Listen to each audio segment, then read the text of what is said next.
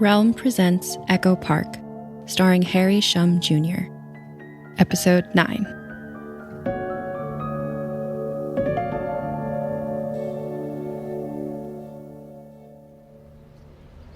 Terrance, Brentwood Park, August 20th. My phone vibrates as I step out of the car in front of Sophia Newhouse's address. It shows a series of texts from James. I swipe to dismiss them all. I'm not interested in talking to him right now. Maybe not ever again. Sophia's house is ultra-modern. Solar panels on the roof. Privacy glass with software-adjustable tints. An electric smart car is parked out front. I wonder what Mia Capricorn, who lived in Elysian City Heights projects, would have thought of her source having such upscale digs. Mia could never have dreamt of living here. Cost aside, fancy rentals like this require background checks designed for echoes to fail. Another text from James. I consider turning it off, but it feels vindictively good to ignore James while he begs for attention. It isn't often that I'm the one in control. James again. This time he's calling. I hit decline. I have shit to do. I don't want to talk to you. I'm hanging up and then I'm blocking you. Benny Gemini's dead. James sounds panicked. Takes a moment to process the words. How do you know? The police found his body. I'm at the station. I sent you screenshots. Just look. The front door swings open, and Sophia Newhouse stares at me, holding a duffel bag. Terrance? Is everything okay? Jesus, is that Sophia? Benny's dead, Terrance, which means she wasn't telling the truth about him. Get the fuck out of there, Terry. I reply loudly. I'm sorry, Xander. This really isn't a good time. You can't keep calling me outside of office hours, okay? Sophia points at her car. I'm on my way out. Walk and talk? I nod as she closes and locks her front door. Xander, do those meditation exercises like I told you. Sit still, stay quiet, and just listen. Got that? James's reply is shaky. Yes, but be careful. I will. Bye, Xander. Sophia loads her duffel bag into the electric car. I turn down the volume on my phone and quickly pull up the images in my text. I feel sick, looking at Benny's half-rotten human face. Benny Gemini, Mia Capricorn's partner, the prime suspect in her murder. But if Benny is dead, if he's been dead long enough to decompose, if someone buried him in a cemetery to hide his body, what does that mean about Mia's killer? I shove my phone into the front pocket of my jeans. Sophia checks her phone, then drops it into her purse. What was so important you had to come find me at home, Terrance? Roque, I blurt. I need to keep Sophia talking. Distract her so she doesn't decipher the expression on my face or notice the sweat building on my palms. What's happening with Roque? They're not acting like themselves. And I'm worried. I talked to them myself, but I mean, you know our history, so I thought maybe you could help. Talk to Roque for me. They'll listen to you. They care about you, Sophia. She's nodding, lips pursed, as she roots in her purse for her keys. I dare a step closer to her. After everything you helped us with at the retreat, I know we can trust you. It's more of a question than I want it to be. Of course. That's the moment Sophia withdraws her hand from her purse. She wasn't reaching for keys. She aims a handgun at my face. This is all very interesting, but I'm on a schedule here. Let's go for a ride. James. I hit the mute button. My exhalation fogs up the screen, growing faster the longer I listen to what's happening between Terrance and Sophia on the other end. I stumble out of the police bullpen toward the kitchen area, looking for water. Has the kitchen always been this far away? Every step feels like it takes a million years as I move my legs through invisible muck. I hear Terrance pleading with her. Sophia, please just calm down, okay? Put the gun away. Gun? My pulse spikes. I lose my balance and throw out one arm, pressing my hand against the wall to steady myself. As I do, my hand slips, and I accidentally touch the phone screen. Call ended. I stare at the phone wide-eyed. Fuck. Terrance has just been kidnapped by Sophia Newhouse, and I just lost our only line of connection. But if Terrance is in danger, I have to help him.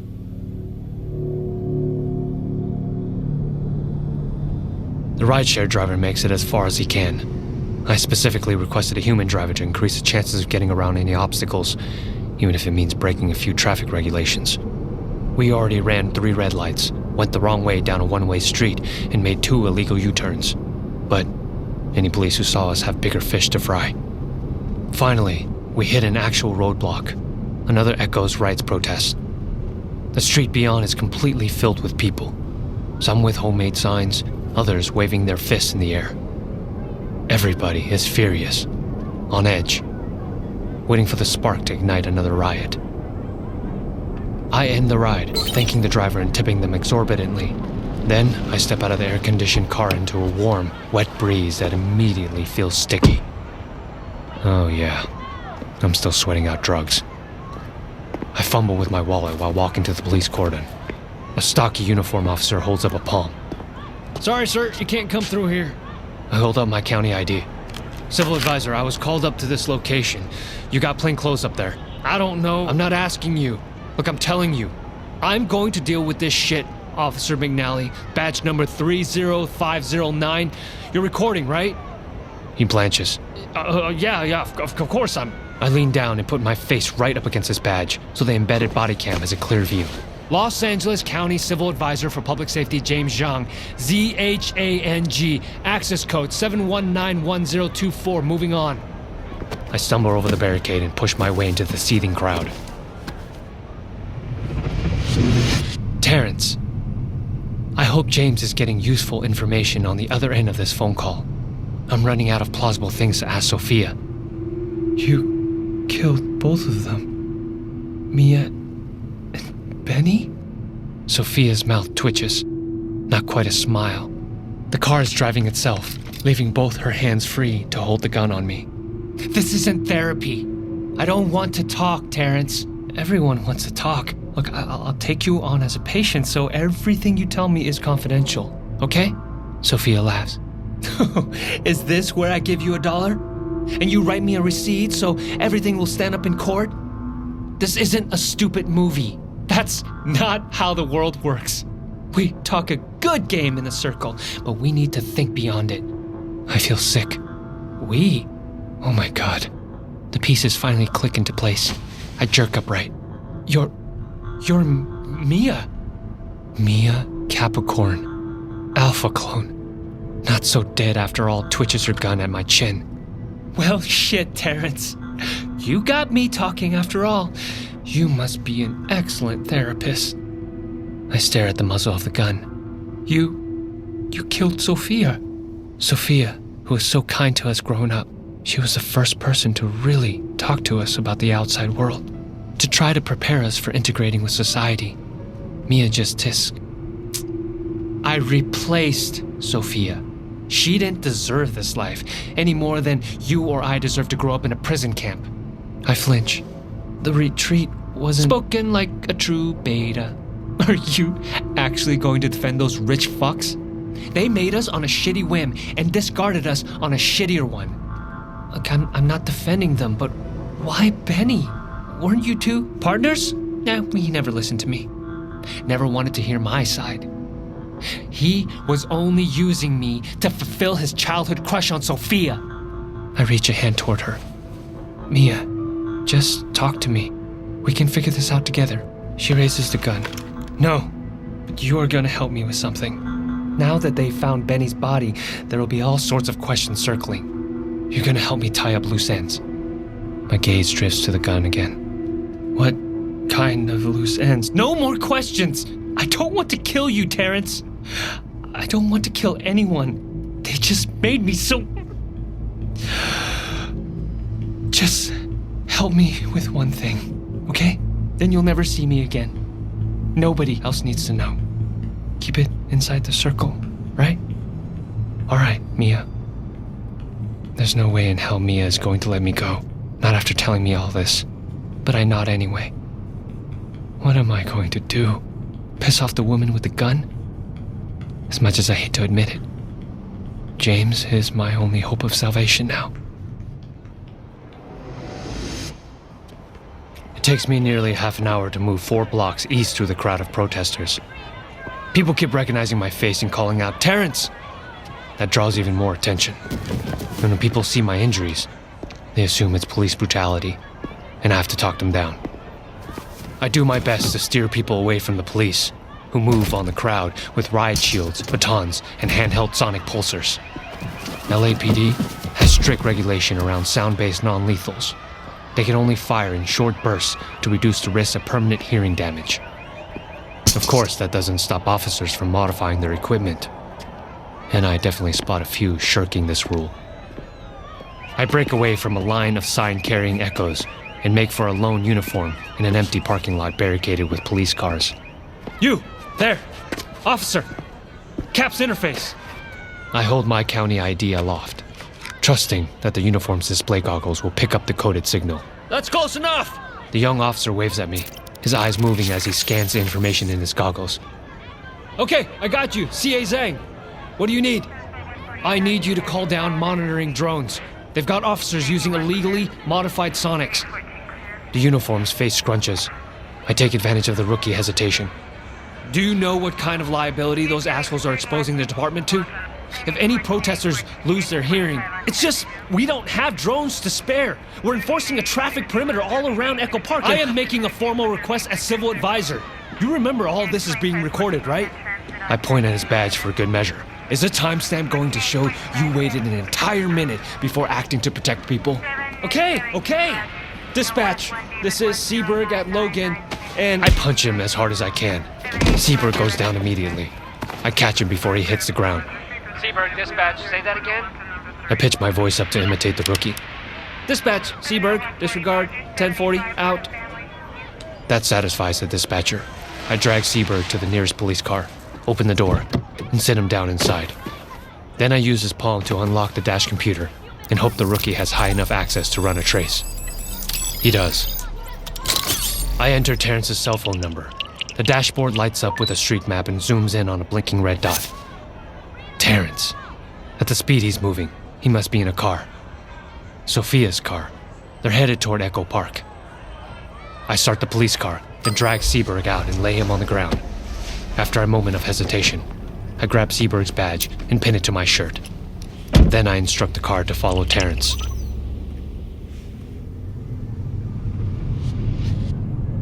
I hear the pulse of the crowd through the closed windows of Mia's car as we drive past. The front entrance to the Circle building is completely blocked by a throng of people pushing against the police barricade. One officer on a loudspeaker tells the crowd to disperse, or they'll be arrested for unlawful assembly. "Why are we here?" I ask.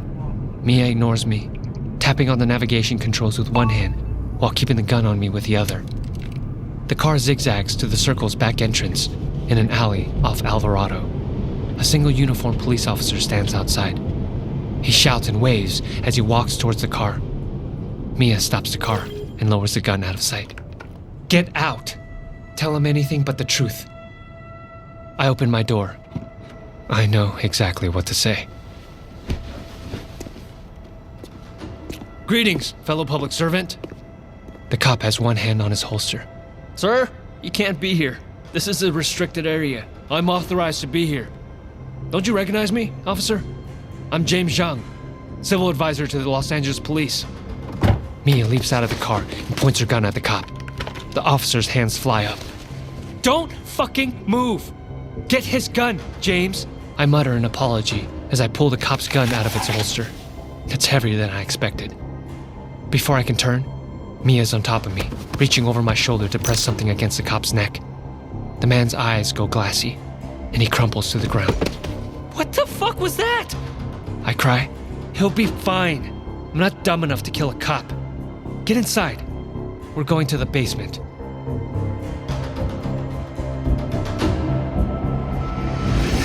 James. When my stolen police cruiser pulls up to the back of the Circle, I find an abandoned EV in the alley, an unconscious uniform officer on the ground, and the fire door flung open.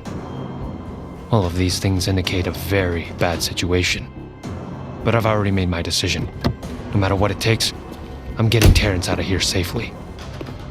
I step into the church, wincing as the floorboards creak. I freeze for a moment, straining my ears. I don't hear a thing.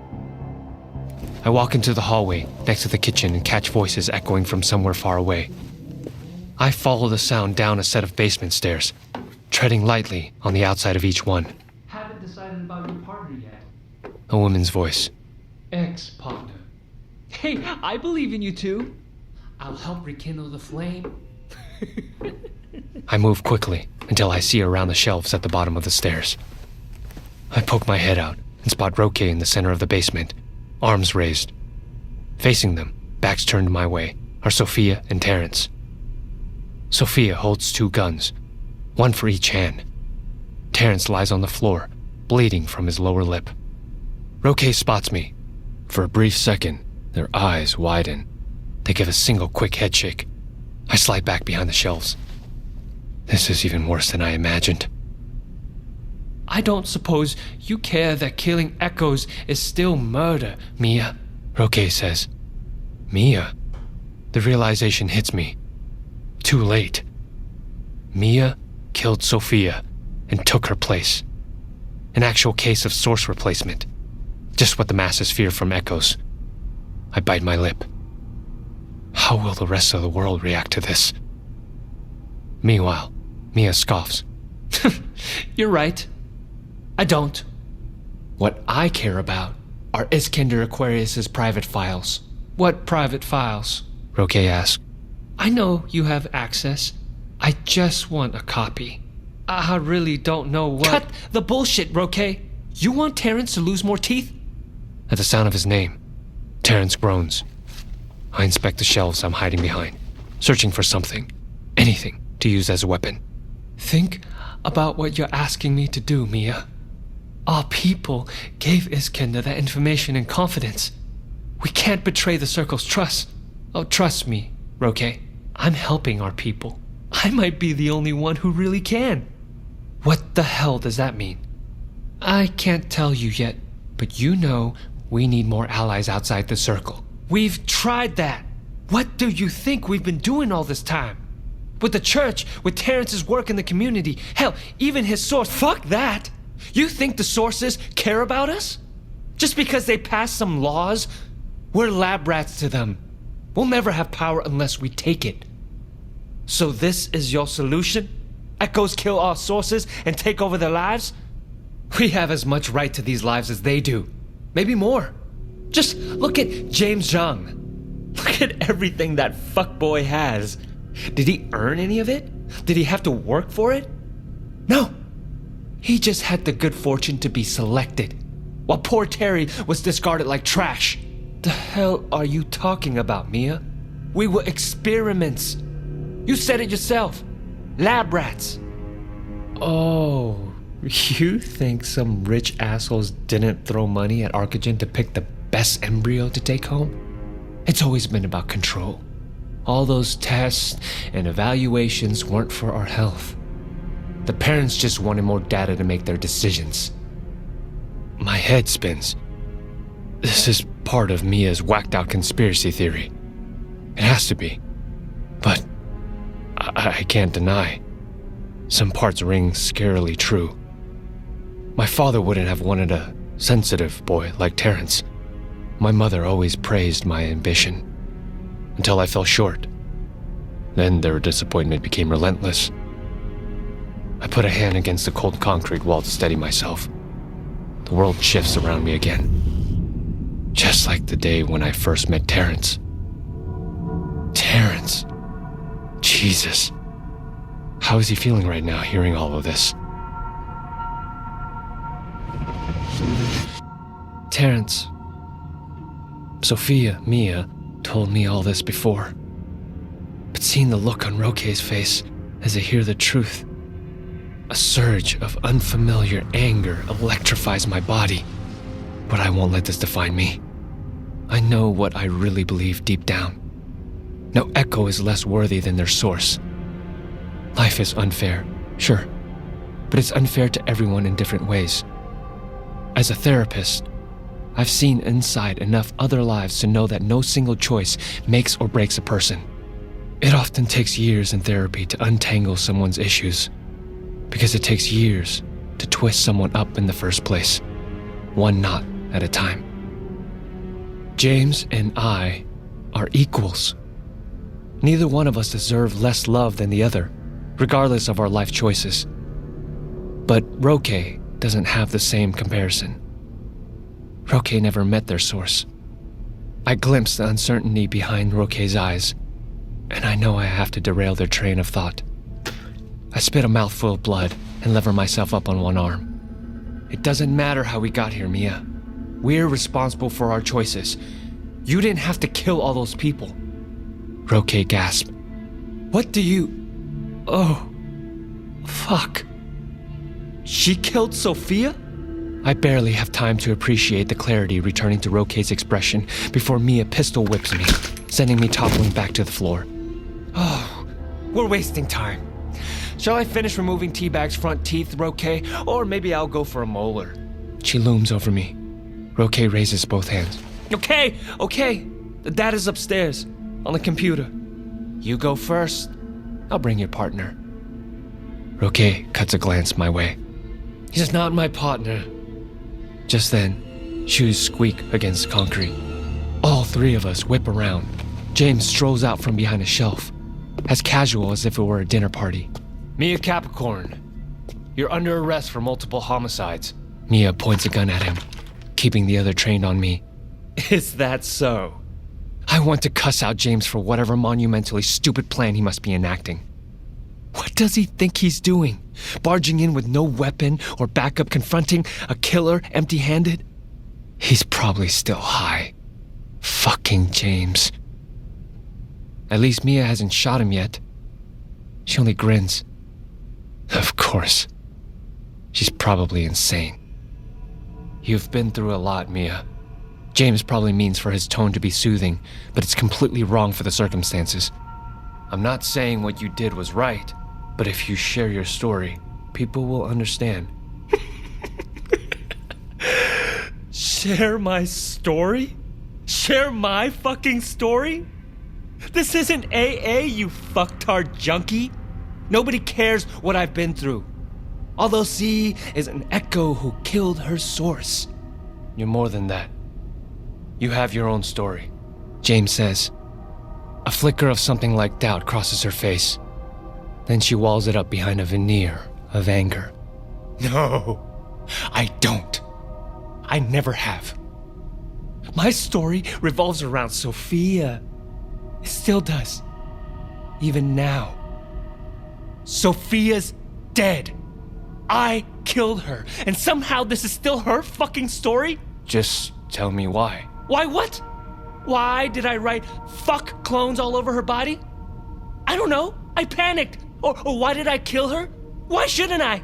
She killed me first, before we were even out the womb. She killed me. James takes a sliding step toward Mia. I tense. I glance at Roque, but they don't notice. They're staring at James, intent and focus. Let me help you, James says. Mia spits. I don't need your help. Okay, what do you want? She sneers. I told you already. Roque, get me the files. She jerks with the gun, gesturing for James to move out of the way. He doesn't. Before or after you kill us. Seriously, James? If I were in good enough shape to punch him right now, I would. Do not provoke the woman with the guns. But Mia just laughs. I'm sorry. You missed that part. Loser's choice. Do you want the fast death or the slow one? Hey, Roque, which one of these so-called men do you think will pass out first once I start pulling fingernails? I said I'd get you the data. Leave them alone. She nods at the steps. Fine. You go first. Roque steps forward, flashing me a warning look. Oh no. I open my mouth to say something. Stop them. But it's too late. James. The whole time, I don't even look at Terrance or Roque. I never take my eyes off Mia's hands. The moment Roque makes their move, throwing their weight sideways to knock Mia off balance, I lunge. I'd been agonizing about what to do until I realized the camera in Seaberg's badge was still recording. Whatever happens next, there will be tamper-proof video evidence. I just have to be in a position to witness it. Lunging forward, I grab Mia's right wrist and shove it upward, hard. The Glock fires into the ceiling. Terrance leaps up and grabs Mia's other arm, twisting it behind her back. She yelps as Roque wrestles the other pistol out of her left hand. Mia elbows me in the face, and I drop her arm. She swings the Glock down, pulls the trigger. I've never been shot before. The bullet tears through my right thigh. I feel an incredible heat, then pain. My leg buckles. I tip sideways, grabbing whoever's within reach as I do. All four of us hit the floor.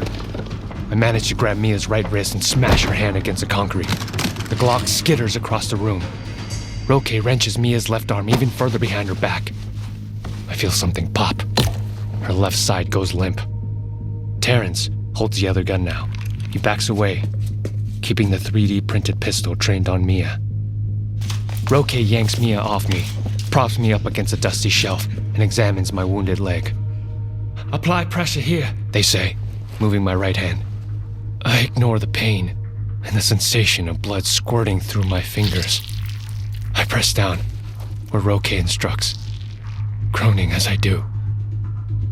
Breathe, I tell myself. Just breathe. Roque looks at Terrance.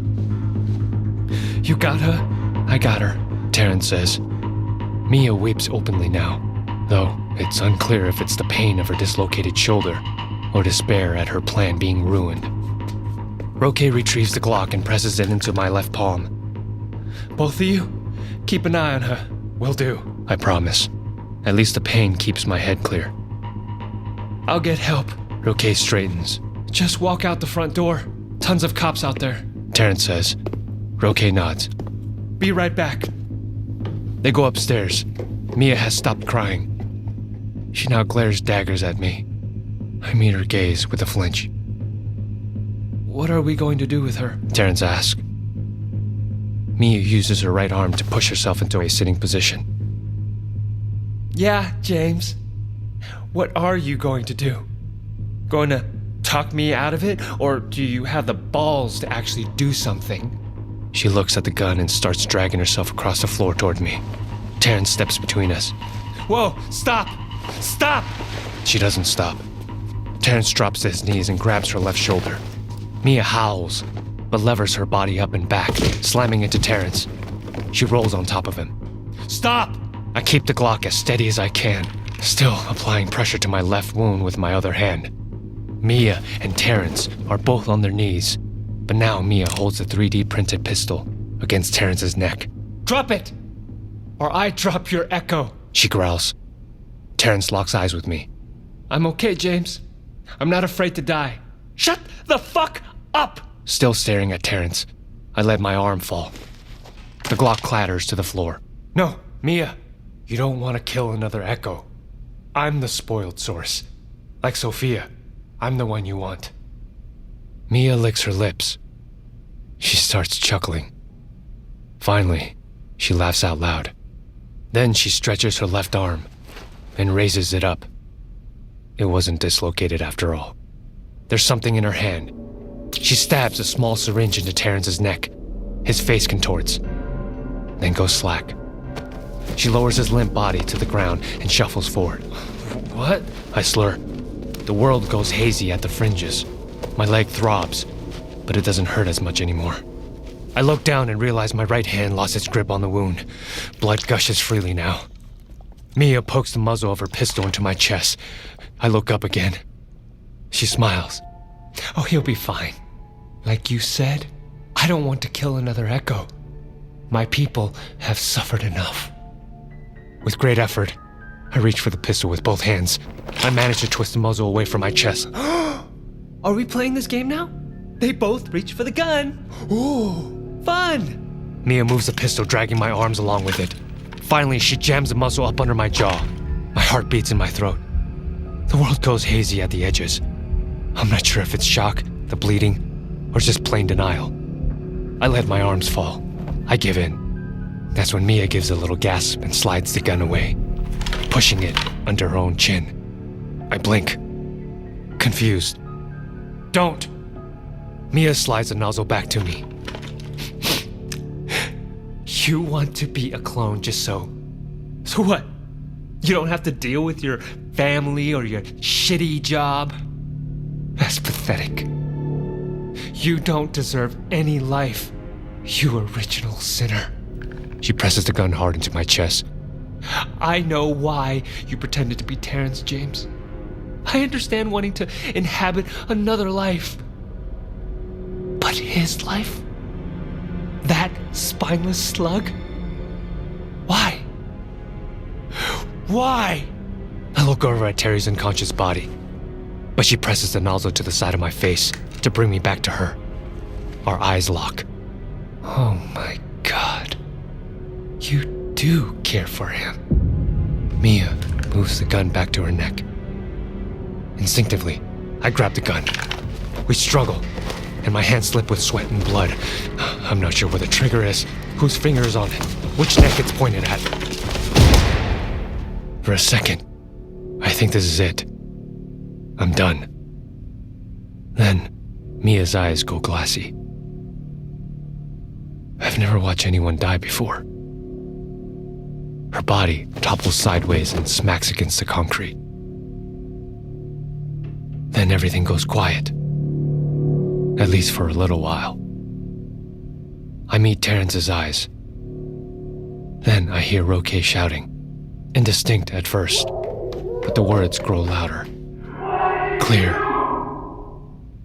What did you do? They scream, over and over again, echoing off the walls. What did you do? What did you do? What did you do?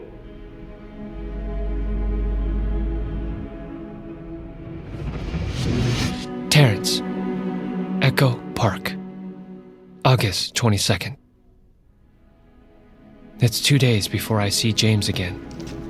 When the police stormed the basement and found Mia's body, they were occupied long enough for Roque to sneak out onto the street, in front of the circle, and deliver a very impressive speech, preemptively calming everyone down before they rioted. The news is still replaying bits of it on James's hospital room TV when I come in. What's shaking, Tear Bear? You're pretty chipper for someone who almost died? Well, I found a new appreciation for being alive.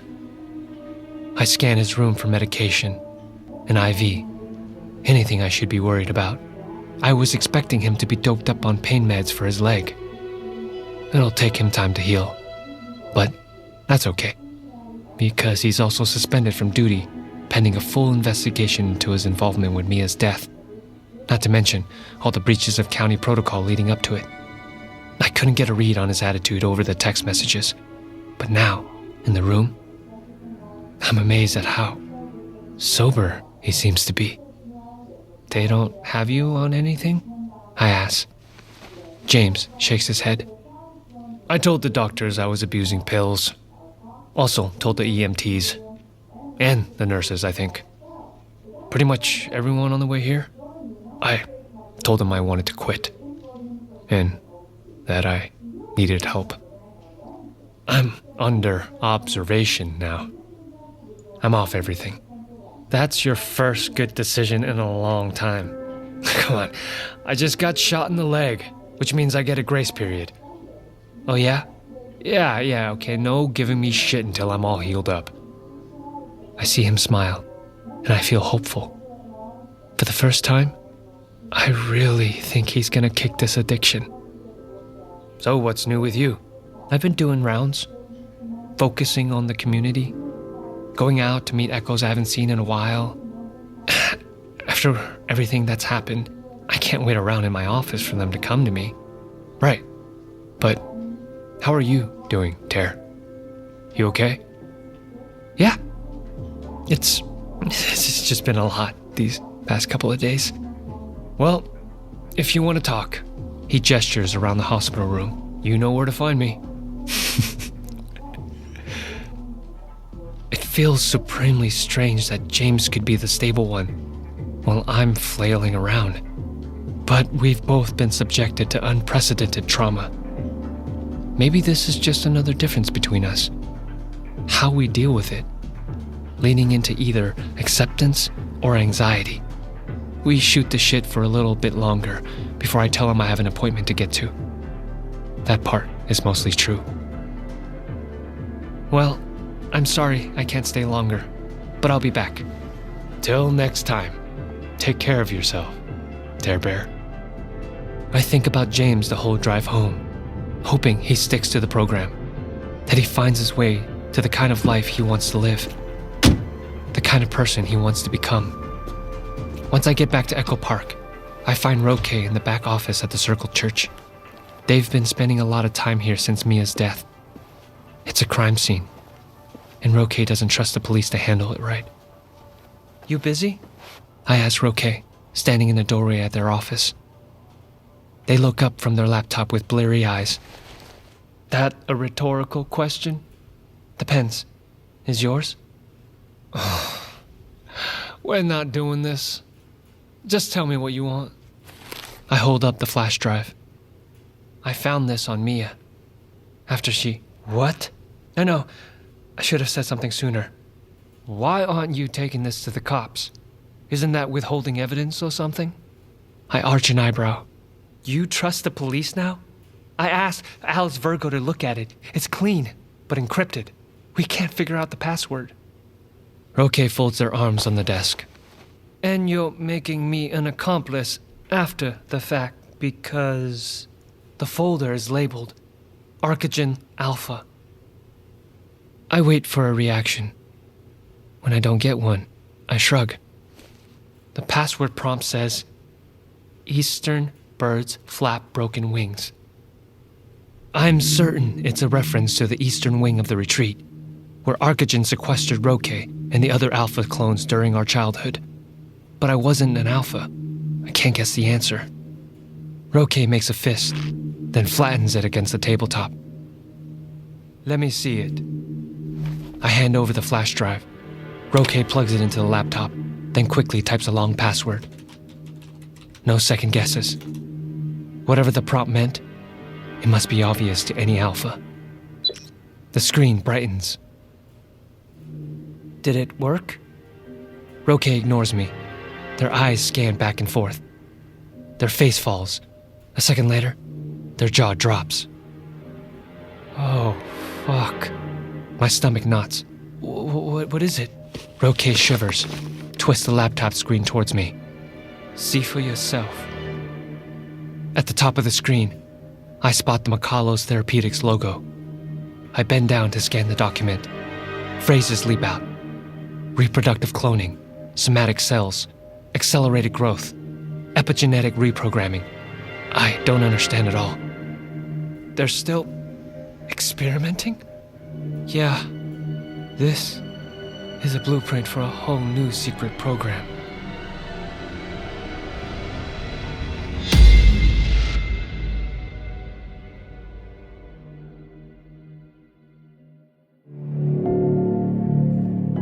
You're listening to Echo Park, starring Harry Shum Jr. Echo Park is a Realm production. Realm, your portal to another world. Listen away.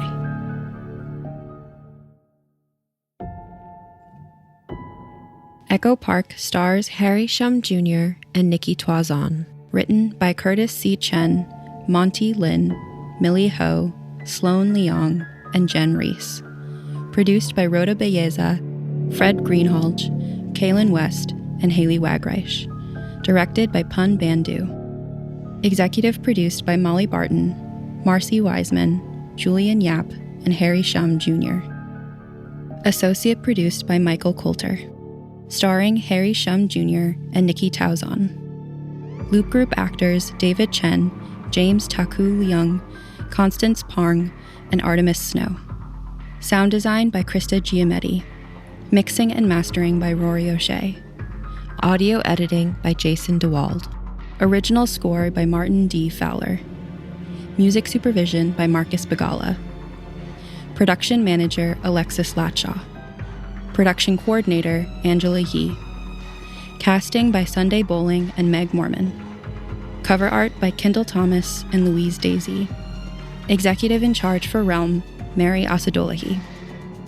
Find more shows like Echo Park by following Realm on Apple Podcasts, Spotify, or at realm.fm.